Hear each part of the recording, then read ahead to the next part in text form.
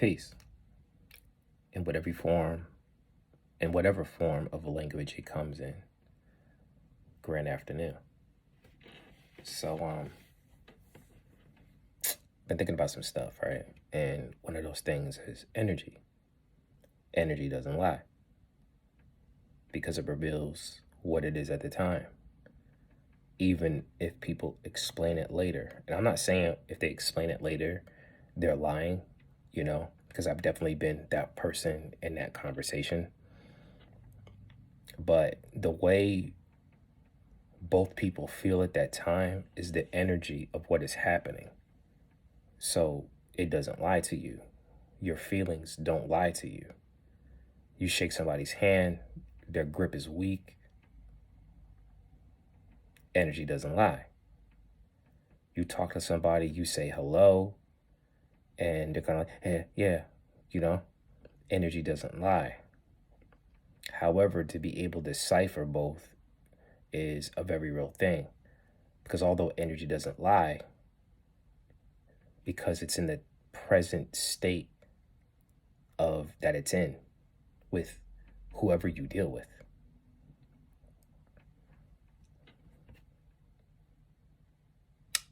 Yeah, I'm over here making crazy faces and shit. Me, myself, I don't know about y'all, but I'm definitely dealing with something. I'm going through something. And I'm not saying it's necessarily bad, because when you go through transformation and changes, it's supposed to hurt. That shit is supposed to do something to you. It's supposed to make you move a certain way. But check this out. When you go through any type of spiritual change or awakening, you're going to lose friends. You're going to lose family members. And the crazy thing, half that shit is going to be something that you initiated and did. Maybe I should not say it like that, because this has been my experience. But right now, shit. I'm glad I got my family. I'm glad I got my wife and my children and shit, because the amount of people that have cut me off because of something that I said and did is crazy. And I can take accountability for everything that I've said and done. But the crazy part is my initial conversation of talking to them at that point where shit got crazy was more than likely the first time that I did something on that level. So those people, they didn't even really say, yo, why are you wilding? What the fuck is wrong with you? They just cut it off. And I'm not mad at them. I don't blame them. But it tells you where you're at right now in your journey and who you are and whatever it may be. So, with that being said,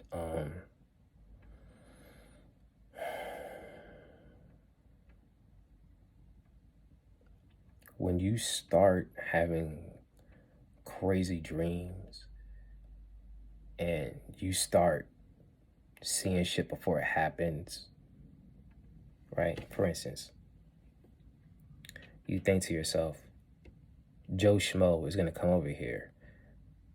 Or, excuse me, Joe Schmo is going to, let's just say you're working in an office, right? Joe Schmo, when he enters the office, I have a feeling that he's going to try to, or she is going to try to call me out on an email I sent providing documents or something like that that was required by a certain time. And the documents that you provided were thorough. But Joe Schmo, or Joanna Schmo, is going to say the exact thing that you know they were going to say that downgrades everything that you were doing. Right? That's your intuition. That's your energy growing.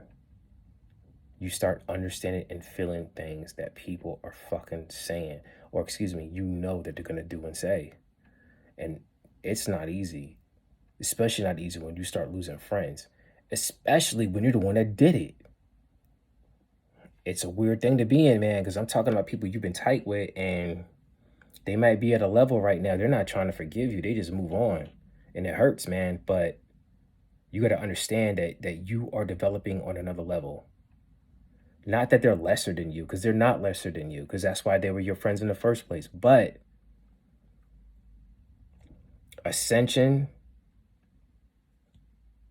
it's a it's a lonely travel, because you have to understand that travel is for you. And you were going to walk that path by yourself, despite wife, despite children, despite best friends, mothers, siblings, fathers. You were going to walk that shit by yourself because you have to. And that's the realization that I came in with. Within the past week, I've had two people that I could say, I admired a little bit, I had a respect for. But they came to me with actions that I did and they didn't like it. And from there, they was like, I think one person forgave me in another way, and the other person, as of right now, is not trying to hear it. So that's how you know. Like, I don't know, but just stay with your spirit and try to do what you can to maintain a higher frequency. But before you get that higher frequency, before you really start doing right, you're gonna go through some shit. You are. And right now, I'm not going through some shit, but I'm being hit with things that is telling me, brother, if you don't come on board, shit is not gonna be good for you. Kind of like Jonah and the big fish, for those that are familiar with Bible stories, because really Bible stories and everything else in the Bible is just forms of magic. I said what I said. It's magic. Moses, for instance, this dude throws rods on the ground, right? They turn into snakes and shit. Pharaoh does the same thing.